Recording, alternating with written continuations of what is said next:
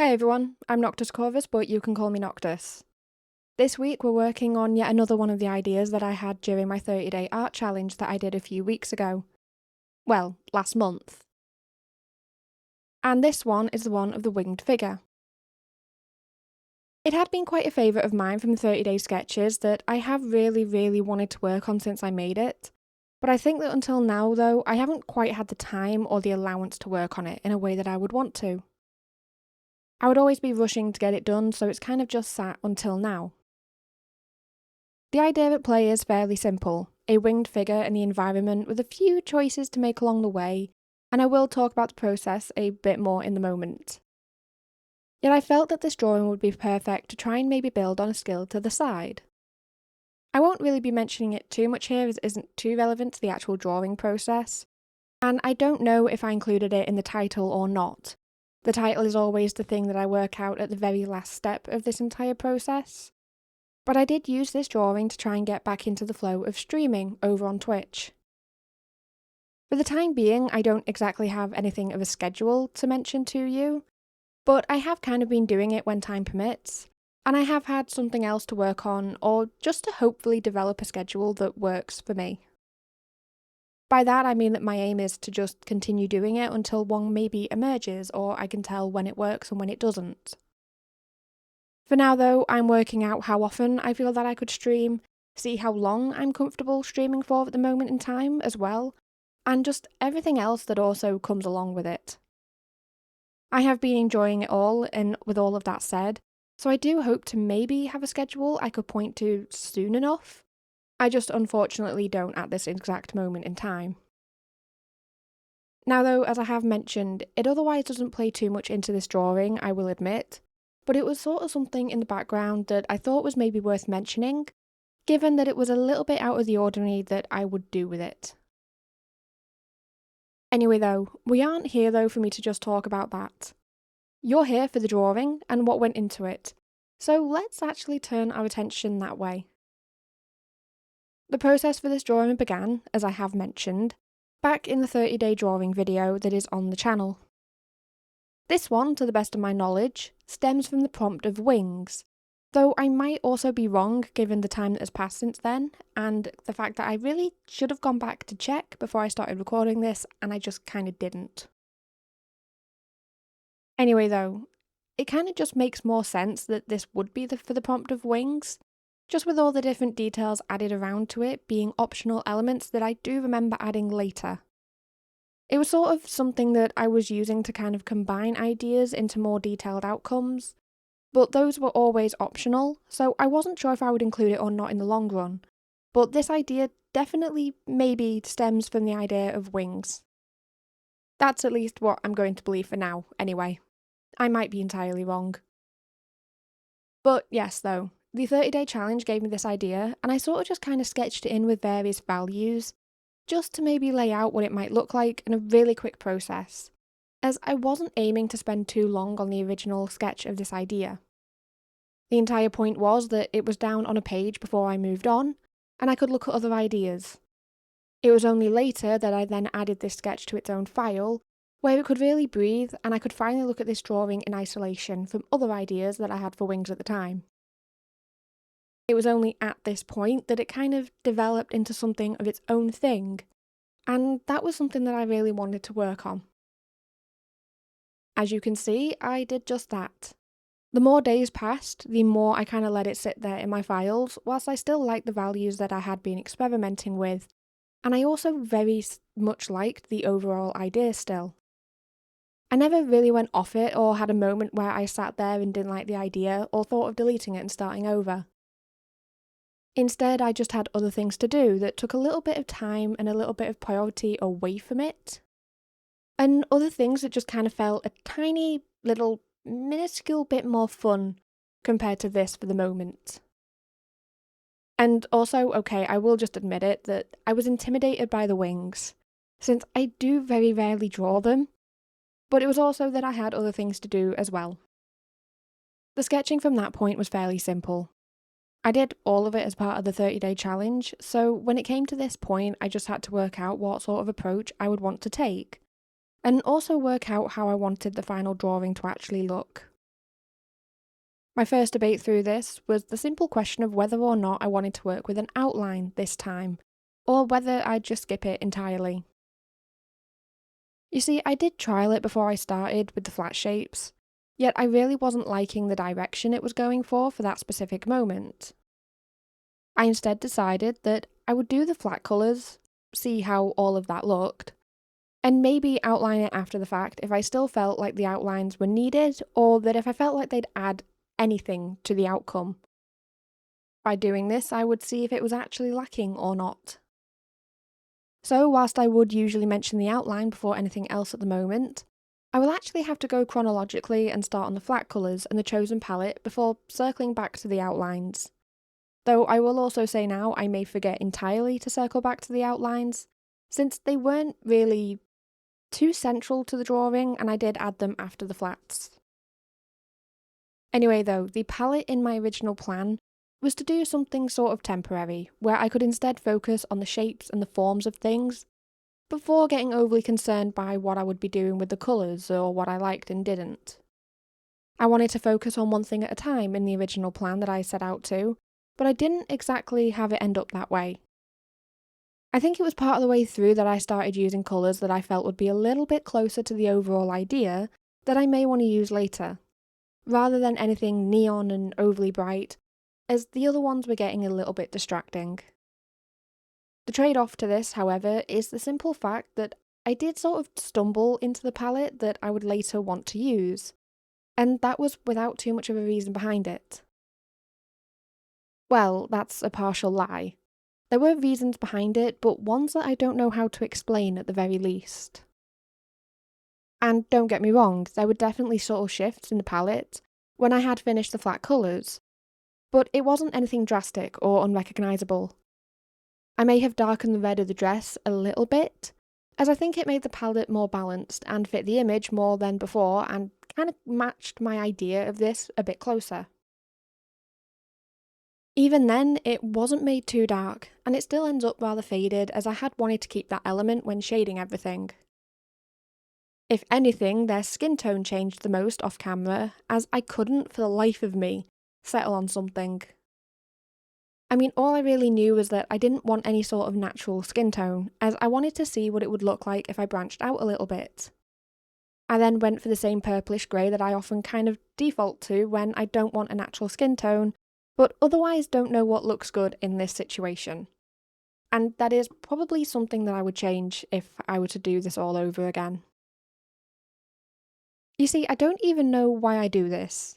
I mean, I've only just realised it when writing the script that I did this when I did cycle through the reds and the greens and the blues and all the other exciting options. But the green tones made them look a little sickly, which wasn't right for the presence that I wanted of this character. The blues then clashed too much with her hair, and I liked the vibrant blue for the hair more than I did for the skin, and I didn't want to change it. The hair started out as a bit of a placeholder colour. Originally my thought was that it would clash with everything else. But a few little shifts of the colour kind of made it perfect for the character, so the blue skin was the element that changed. I tried a yellow one and that again made them look unwell, and pink made them look a little bit sunburnt, or like I was trying to get peach and I just didn't pick the right area of the wheel. The reds then blended them into the background in their dress, and it would have had to be quite vibrant to stand out against everything around them that was red. I mean, being truthful, I even tried other tones of purple, ones that were paler, more pastel, ones that were darker, and ones that were more vibrant.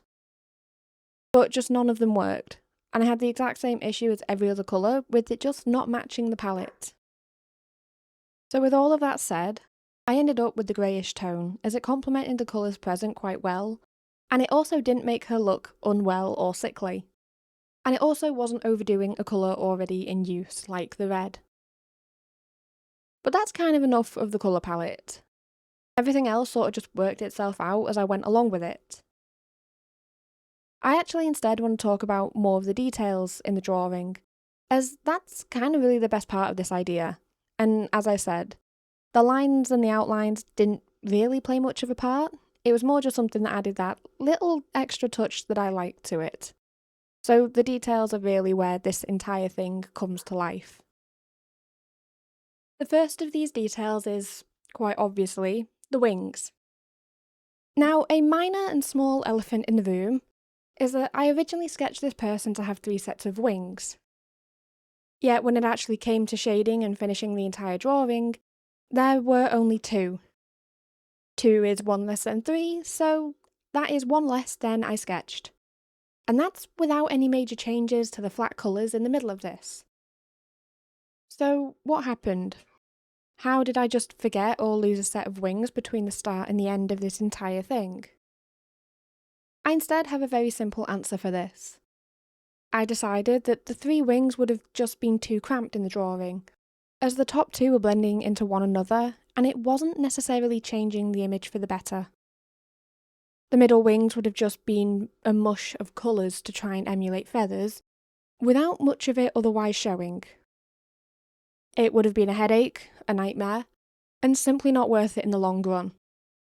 In fact, I likely would have been making myself extra work if I had pushed on with the 3 sets of wings, as I would have done it and then later just undone it. So I would have been shading and doing all of this multiple times. So I just kind of cut out the middle step, and I reworked the wings to fit the new idea. It actually wasn't needing any changes by doing this, as the silhouette of the flat colours had already covered where the wings would go. The best way I can actually explain any of this is that I only had to shade into it differently. Rather than using the light and dark to carve out 3 shapes, I just had to do it for 2. Given then how I actually shaded the wings, I'm further glad that I did it this way. I mean, moving from losing a pair of wings, I kind of kept the shading very loose and, some may say, a little bit messy if you look at it too closely. I am very aware that people will use different shading styles for their work. I myself have a few different approaches to this stage that affects the overall outcome, and it does range by the time I have for this and what I want the end result to look like. I even have ideas for other approaches to shading that I want to give a try at some point but haven't yet. For this instance though, I used what I call the scribble and hope approach. Now, as I have said as well, I don't draw wings very often, so I don't really have a confident way of approaching it, or coming to shade them and add details to it that I know kind of works. I usually just have to start and give it a go. I normally have to go via trial and error until I get something that I like and that I want to keep. This time, I started with the basic idea of a wing structure, and a very incredibly basic idea it was. And then kind of went from there with random marks or lines that I could then blend out and build up into something that looked a bit closer to feathers and wings. And that was without having to go into detail with every single feather shape, as that would have taken me literal years. And in this instance, it would have taken me literal years with very little gain to the drawing. And look, there are times and certain instances where every feather may look cool, or an approach like that makes sense. There are also times where I value my sanity, and I also think the loose approach looks better for the outcome. Again though, I approach shading in a fair few ways depending on what works or what looks best, and I have approached lines to kind of give it a fair try. This time I simply saw this look the best when I had finished the attempt, and I was actually half expecting that I would try this, put time into it, only to later hate it. And if I'd done that, then I would have had to start over with an entirely new approach. Before I started this, I avoided it knowing that the wings would either make or break what I wanted for this drawing. And if I couldn't get it right, then it was very likely that I would set this sketch aside and kind of maybe never come back to it. And that would be because I'd set it aside with this failure sort of looming over it. And I'd have the mentality that I'd come back to it when I know how to do wings properly. And then I'd never come back to it. Part of that is actually why I chose this drawing to stream, actually. I knew that if I was doing it for something like that, then I'd be a lot more likely to keep trying it. Or, if the situation needed it more, to take a step back and to come back to it after a day or two, rather than if I was doing it alone. Anyway though, I got very lucky and the messy first try worked, And I was actually very relieved by this fact when I copied across the back wing and made the needed adjustments. Seeing the two together really confirmed that this is the approach that would work in the long run, and also had potential. I did the front wing then, copied that across too, and I made the needed fixes to it all. And it really looked how I had hoped. Now, I know I have been rambling about the wings for a fair bit now, but in a quick summary, they would either see me finish this drawing soon, or set aside for who knows how long. So it was quite a central detail to it all. It also would affect how I shaded the figure, and part of the impression created as this image as a whole. Badly drawn wings could have made me utterly hate this entire idea, so I was also basically just celebrating that it worked out in my favour. That though then takes us into the next detail, and that is the halo. See, the halo was a detail done on a whim. Originally, the character was meant to be flying in front of a light source, and elements of which would then be peeking out behind their wings and casting harsher rays out from behind her. It would have been dramatic, and it would have altered the impression given by the figure in general, maybe even made them a little bit intimidating. However, and this is often a however when I start talking about things like this, I couldn't get the light peeking out to look right. I simply didn't like it, so I kinda just left it until much, much later, and never did it. It was only when I came back to the drawing after a short break that I thought this sort of vertical round halo could look interesting as well. It wouldn't cast the dramatic light of before, yet it would still be interesting and detailed in this area that would otherwise be a bit plain compared to everything else. And it also really added to the character. Besides, I also felt that it sort of paired really, really well with another detail that is another one of my favourites to her. Over the hand, they have a light like magic. Pairing this with the halo and having them both look nearly identical or similar brought these two both together, and it kind of made them feel like they belonged more in the piece. They also gave me a really fun opportunity for shading and little details. Now, it may be a bit more obvious around the halo than the star, given the fact that I blurred the circle by the star to give it a more subtle impression. But it is really where the scribble shading looks the best, and also where I had the most fun with it.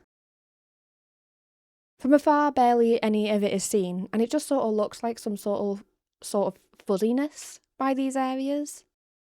It isn't overbearing or in your face, yet looking a little bit closer, zooming in that little bit, I mixed in blues, reds and yellows into various scribbles weaving around the shape, and in the circle area they kind of form the shape.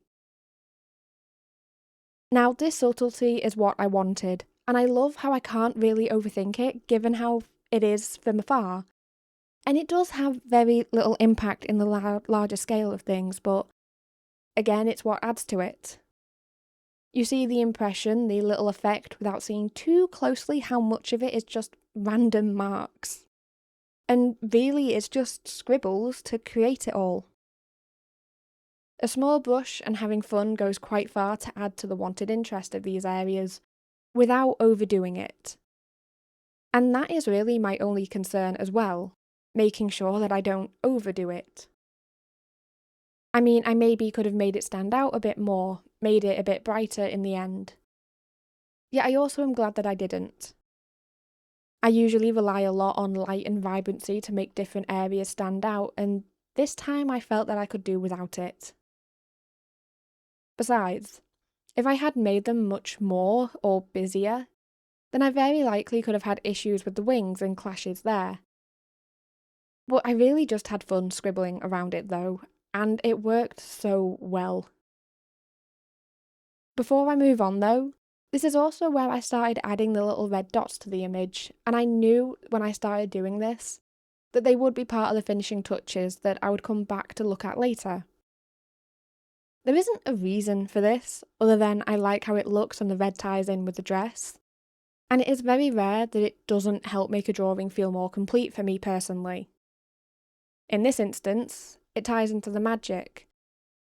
Now though, the next detail that I want to talk about is also probably the last one that I'll have time for here, which is why I want to talk about the final effects. There's just kind of a bit more to talk about with them compared to anything else like the dress, and I really don't want to run out of time talking about it, which is why this might be a little bit out of order in everything. But the final effects. These are always the fun part of any drawing, and the step that really makes the entire thing actually feel complete and feel finished. There is that much that can be done at this stage and so many routes to take it, that it can actually change the entire feeling of a drawing as well if you so desire to. It can change things to feel more as if the scene takes place at night, or any other time of day if you do it right. Or it can make certain areas stand out, or kind of harmonise colours if you need it to. So, yes, I do often have a lot of fun at this stage, and this time is no different. The first finishing touch that I included was simply to introduce the mist at the bottom of the image. I had it in the sketching, so it is a feature that I planned, and a final touch as well, but it kind of occupies the bottom half of the image and further helps whatever impression is given by the figure themselves. The impression being up to the viewer. They are floating or flying through whatever this mist is, and it does address the issues of the lower section in the drawing. Now, I did always plan for this to be the case, as I otherwise would have changed the composition to fill that area, but the mist helped me kind of make it feel a lot more complete and draw the eye towards the person. I then could add new tones to the mist itself to make it feel that bit more integrated and completed, not just a colour added over top. A little touch of the yellow at the top of the mist kind of echoes the lighter tone used throughout the figure themselves, and it also adds in an echo of the magic present. It ties into the overlay of the dress, and it makes it feel more like it just belongs near this person with the overlapping light. It isn't just sort of in front of them or slapped on top as an afterthought. Now, I did balance this then with the darker areas, yet I also didn't. You see, I didn't pay those areas as much mind until a little bit later on. I made them obvious, don't get me wrong, and I gave them part of what was all that needed for anything to feel like I had suitably addressed it. But I didn't worry too much about it, as I knew that I would be using a common trick in the next step that I commonly enjoy, and would also kind of help address this area better than I otherwise could have. Now, whenever I finish a drawing, my sort of go-to for finishing it off in a darker scene or a palette like this is to add a round gradient to the image and to mess with it in the blending layers. It is meant to look like a sort of vignette, but I then alter it to be subtle rather than having it be a key part of most works. In this case, I included it before using a softer tool to ensure that it wasn't interacting with the person themselves too much, given the fact that there was quite a bit of light present with them mainly. Yet I did do something a bit newer with it as well. Usually I would put it in with this really vibrant layer, set the right mode that I wanted to use and kind of put it where I wanted it to be. And then I would lock the layer to fill it with a new colour. Basically, by locking it, I'm only allowing myself to draw over what is already present in that layer, without having to do all of the edits and the details again, and I can focus only on the effect and the colour. I usually would make it darker, all things considered, and I would then use a lighter effect to help balance everything and kind of bring the key bits forward and highlights and all of that.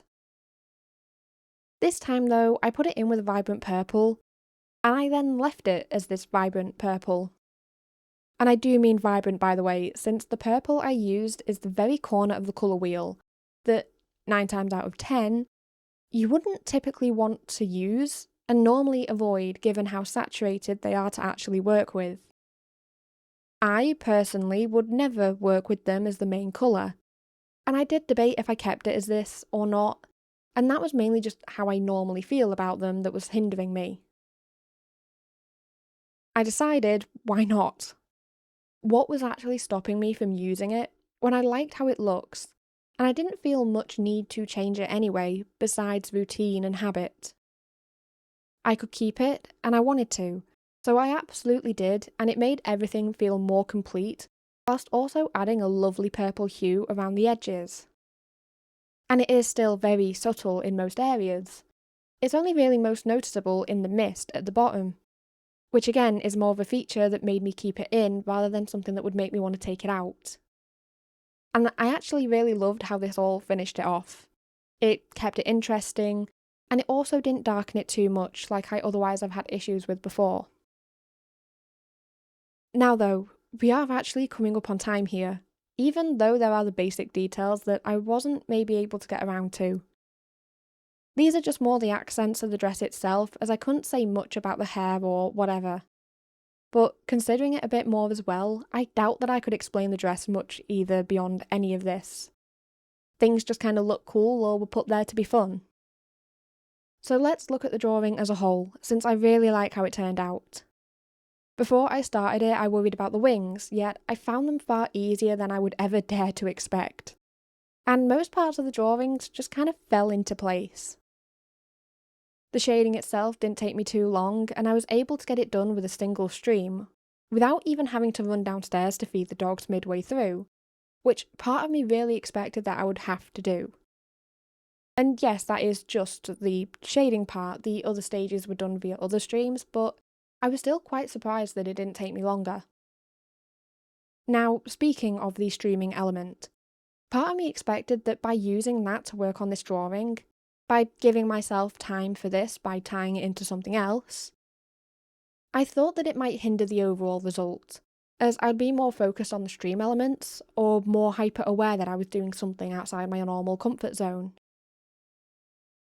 In fact though, I think it may have actually been the opposite. It distracted me from that at times and kind of let me sort of waffle whilst working. That isn't to say that I'm the best at it yet or even close to that.